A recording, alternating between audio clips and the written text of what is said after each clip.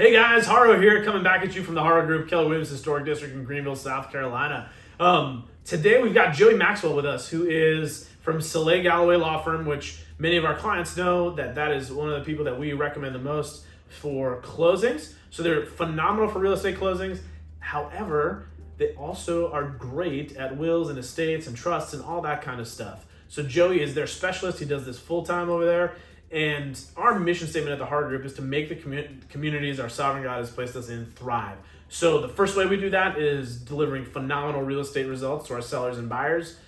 And thrive is in all aspects as well. So we want to make sure we're bringing you information and connecting you to resources that will help you thrive in all areas of your life. So today we're going to talk about wills and trusts and dig into that a little bit. So on this question, Joey, when should I start thinking about, or when should an individual start thinking about estate planning, getting a will, a trust? When do you start that?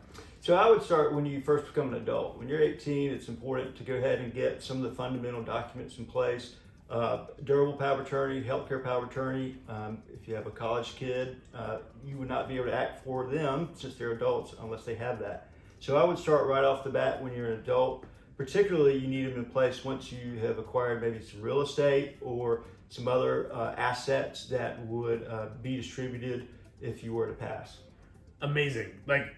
I've heard when you buy a property or get married, that's when you need to make sure you have that in place.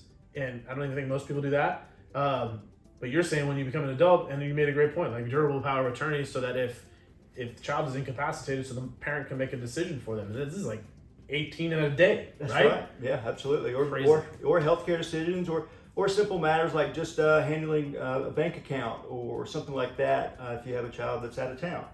All those things you can do with a power of attorney. Wow. So second thing that I think comes up is I think people get stuck on I don't know who to name, I don't know who to have. How would you talk about that? Sure, yeah, you certainly want to name someone that's responsible and that you 100% trust, but I wouldn't let that uncertainty or doubt about a person prohibit you from executing the document, and getting it in place. You can always modify and change these documents at any time as long as you have the capacity to do that. So it's important that you do name someone responsible, but make sure that you get it in place, I would say would be the most important thing.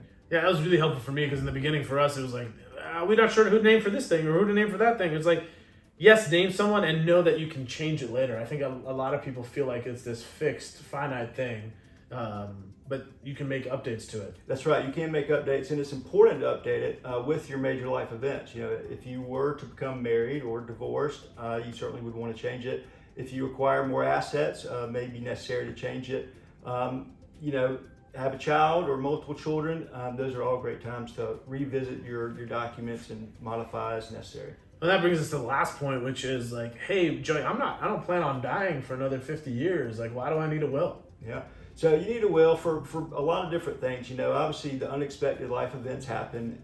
You mean there's potential I could die before 50 years from now? That's right. There's Okay. potential. We never know. Just checking. Yeah, you can't take any day for granted, unfortunately, and so you do have to make the most of it. But being prepared, you do have things that besides your assets that you need to consider. Maybe a guardianship for any minor children that you have. Those are things that you need to address. Also, just the other. Maybe you haven't passed away, but maybe you do need to have that power of attorney in place to handle any financial or legal decisions, or healthcare power of attorney in place to handle any healthcare decisions if you were incapacitated. So those are the major things that you want to look out for. Awesome. So if you guys need to learn more about this or understand more about this, we're going to put a link to Sallé Galloway in the email. Check that out, and then obviously you can call Joey. What's the best number to reach you guys? That's 864-234-2901. Awesome. Thanks for tuning in. Let us know if you need anything more.